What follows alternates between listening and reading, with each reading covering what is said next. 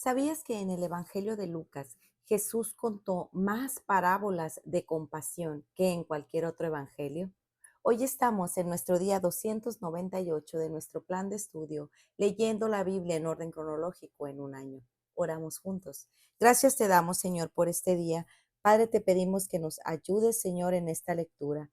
Que sea tu Espíritu Santo guiándonos, Padre, a través de tu palabra. Danos sabiduría, ilumina nuestras mentes, ayúdanos a comprender mejor cada día tu palabra, a meditar en ella diariamente y a ponerla en práctica en nuestras vidas. En el nombre de tu Hijo amado Jesucristo te lo pedimos y decimos amén. Lucas 10. Después de estas cosas, designó el Señor también a otros 70, a quienes envió de dos en dos delante de él a toda ciudad y lugar a donde él había de ir. Y les decía, la mies a la verdad es mucha, mas los obreros poco. Por tanto, rogad al Señor de la mies que envíe obreros a su mies. Id, he aquí yo os envío como corderos en medio de lobos. No llevéis bolsa, ni alforja, ni calzado, y a nadie saludéis por el camino. En cualquier casa donde entréis, primeramente decid, paz sea a esta casa. Y si hubiere ahí algún hijo de paz, vuestra paz reposará sobre él, y si no, se volverá a vosotros. Y posad en aquella misma casa, comiendo y bebiendo lo que os den, porque el obrero es digno de su salario. No os paséis de casa en casa. En cualquier ciudad donde entréis y os reciban, comed lo que os pongan delante, y sanad a los enfermos que haya en ella, y decidles, se ha acercado a vosotros el reino de Dios. Mas en cualquier ciudad donde entréis y no os reciban saliendo por sus calles, decid, aun el polvo de vuestra ciudad que se ha pegado a nuestros pies, lo sacudimos contra vosotros. Por eso, sabed que el reino de Dios se ha acercado a vosotros. Y os digo que en aquel día será más tolerable el castigo para Sodoma que para aquella ciudad. Ay de ti, Corazín, ay de ti, Betsaida, que si en Tiro y en Sidón se hubieran hecho los milagros que se han hecho en vosotras, tiempo ha que sentadas en silicio y ceniza se habrían arrepentido. Por tanto, en el juicio será más tolerable el castigo para Sidón y Tiro que para vosotras. Y tú, Capernaum, que hasta los cielos eres levantada, hasta el Hades serás abatida. El que a vosotros oye, a mí me oye, y el que a vosotros desecha, a mí me desecha. Y el que me desecha a mí, desecha al que me envió. Volvieron los 70 con gozo diciendo, Señor, aún los demonios se nos sujetan en tu nombre. Y les dijo, yo veía a Satanás caer del cielo como un rayo. He aquí, os doy potestad de hollar serpientes y escorpiones y sobre toda fuerza del enemigo, y nada os dañará. Pero no os regocijéis de los espíritus que se os sujetan, sino regocijaos de que vuestros nombres están escritos en el cielo. En aquella misma hora Jesús se regocijó en el Espíritu y dijo, yo te alabo, oh Padre, Señor del cielo y de la tierra, porque escondiste estas cosas de los sabios y entendidos y las has revelado a los niños. Sí, Padre, porque así te agradó. Todas las cosas me fueron entregadas por mi Padre, y nadie conoce quién es el Hijo sino el Padre, ni quién es el Padre sino el Hijo, y aquel a quien el Hijo lo quiere revelar. Y volviéndose a los discípulos les dijo aparte, bienaventurados los ojos que ven lo que vosotros veis, porque os digo que muchos profetas y reyes desearon ver lo que vosotros veis y no lo vieron, y oír lo que oís y no lo oyeron. Y he aquí un intérprete de la ley se levantó y dijo para probarle, Maestro, ¿haciendo qué cosa heredaré la vida eterna? Él dijo, ¿qué está escrito en la ley? ¿Cómo lees? Aquel respondiendo dijo, amarás al Señor tu Dios con todo tu corazón y con toda tu alma y con todas tus fuerzas y con toda tu mente y a tu prójimo como a ti mismo. y le dijo, bien has respondido, haz esto y vivirás. Pero él, queriendo justificarse a sí mismo, dijo a Jesús, ¿y quién es mi prójimo? Respondiendo Jesús dijo, un hombre descendía de Jerusalén a Jericó y cayó en manos de ladrones, los cuales le despojaron e hiriéndole se fueron, dejándole medio muerto. Aconteció que descendió un sacerdote por aquel camino y viéndole pasó de largo.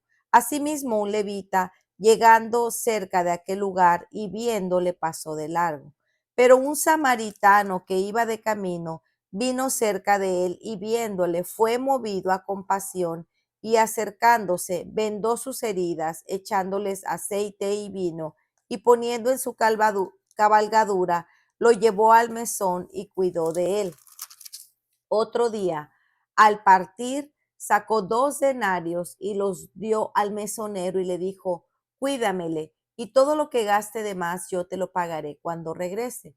¿Quién pues de estos tres te parece que fue el prójimo del que cayó en manos de los ladrones? Él dijo, el que usó de misericordia con él. Entonces Jesús le dijo, ve y haz tú lo mismo.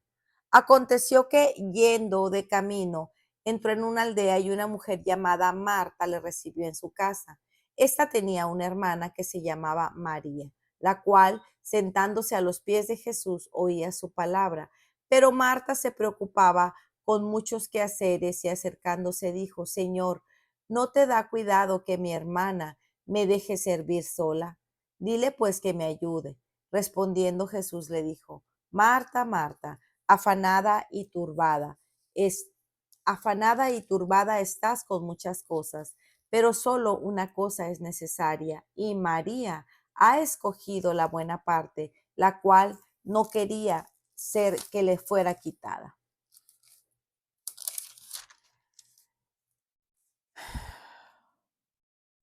Juan 10, del 22 al 42. Celebrase en Jerusalén la fiesta de la dedicación. Era invierno y Jesús andaba en el templo por el pórtico de Salomón. Y le rodearon los judíos y le dijeron, ¿hasta cuándo nos turbarás el alma?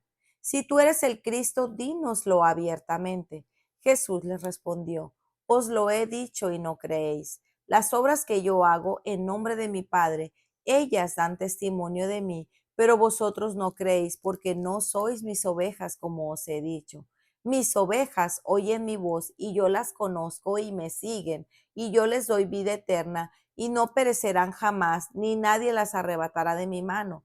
Mi Padre que me las dio es mayor que todos y nadie puede arrebatar de la mano de mi Padre. Y yo y el Padre uno somos. Entonces los judíos volvieron a tomar piedras para apedrearle. Jesús les respondió, muchas buenas obras os he mostrado de mi Padre, por lo cual de ellas, ¿por cuál de ellas me apedráis? Le respondieron los judíos diciendo, por buena obra no te apedreamos, sino por la blasfemia, porque tú siendo buen hombre te haces Dios. Jesús le respondió, no está escrito en vuestra ley, yo dije, dioses sois. Si llamo dioses a aquellos a quienes vino la palabra de Dios y la escritura no puede ser quebrantada, al que el Padre santificó y envió al mundo, vosotros decís, tú blasfemáis, porque dije, Hijo de Dios soy. Si no hago las cosas, las obras de mi Padre, no me creáis, mas si las hago, aunque no me creáis a mí, creed en las obras para que conozcáis y creáis que el Padre está en mí y yo en el Padre. Procuraron otra vez prenderle, pero él se escapó de sus manos y se fue de nuevo al otro lado del Jordán, al lugar donde primero había estado bautizando Juan, y se quedó ahí. Y muchos venían a él y decían, Juan a la verdad ninguna señal hizo, pero todo lo que Juan dijo de éste era verdad, y muchos creyeron en él ahí. Para reflexionar. El término griego para discípulo en el Nuevo Testamento es matetes, que significa algo más allá de un simple estudiante o alumno. Un discípulo es un seguidor, alguien que se adhiere completamente a la enseñanza de otro, haciendo de esta su regla de vida y conducta. Se dedica a aprender mediante la instrucción de otro y sigue e imita las enseñanzas de una vida de su maestro. En estos primeros versículos podemos ver cómo los discípulos son llamados, comisionados a seguir el llamado de su maestro y reflejar los valores del reino de Dios y el carácter de Dios. No debemos tener apego ni enfoque a las cosas materiales de este mundo, pues la vida no consiste en la abundancia de bienes que posee. No lleven bolsa, ni alfarja, ni sandalias, y que nadie salude por el camino. Lucas 10:4.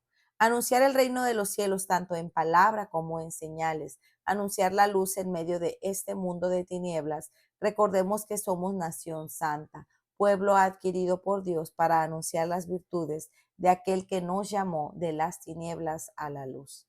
Vayan, miren quién los envió como corderos en medio de lobos. Lucas 10:3. Recibir la provisión de Dios, el pan de cada día, con humildad y agradecimiento. Permanezcan entonces en casa, comiendo y bebiendo lo que les den, porque el obrero es digno de su salario. Lucas 10:7. Así como su maestro a sus discípulos se les ha dado poder y autoridad sobre el enemigo, no debemos temer a las tinieblas, sino actuar en fe y confianza en el poder y victoria de nuestro Señor Jesucristo. Miren que les he dado autoridad para pisotear sobre serpientes y escorpiones y sobre todo el poder del enemigo, y nada les hará daño. Nuestro mayor gozo es nuestra comunión y vida eterna con nuestro Padre Celestial. No se regocijen en esto de que los espíritus se les sometan, sino que regocíjense de que sus nombres están escritos en el cielo. Somos llamados a reflejar el carácter misericordioso y amoroso del Padre a nuestro prójimo. Pero cierto samaritano que iba de viaje llegó a donde él estaba, y cuando lo vio, tuvo compasión, acercándose y le vendó sus heridas, derramando aceite y vino sobre ellas y poniéndolo sobre su propia cabalgadura. Lo llevó un mes y lo cuidó. Somos llamados a priorizar nuestra comunión con Dios antes de que todo lo demás en esta tierra. Estamos llamados a buscar primeramente el reino de Dios y su justicia, y todo lo demás será añadido. El Señor le respondió: Marta, Marta, tú estás preocupada y molesta por tantas cosas, pero una sola cosa es necesario, y María ha recogido la buena parte, la cual no le será quitada. El discípulo cristiano se adhiere a las enseñanzas de Jesús, hace parte de Cristo su prioridad número uno, y vive de acuerdo al llamado de su Maestro. Jesús nos está llamando a ser hacedores eficaces y vivir lo que hemos escuchado, lo que hemos aprendido en su palabra, lo que creemos debe reflejar en lo que hacemos. Hemos sido comisionadas, así que con gran gozo cumplamos con nuestra misión en nuestros hogares, con nuestros vecinos, con nuestro ambiente de trabajo, etcétera. Nuestro maestro estaba en constante comunicación con el Padre y tenía una vida marcada de oración. Así que también nosotros tenemos ese gran privilegio de llamar al Dios del universo, Padre de comunicaciones, de manera personal, real, viva, constante con Él. Pues Él, pues Él es nuestra fe, nuestro pastor, nuestro Dios. En la oración no solamente nos llama a presentar nuestras peticiones, sino a contemplar en adoración los atributos de Dios que está en los cielos, su santidad, su poder y su fidelidad.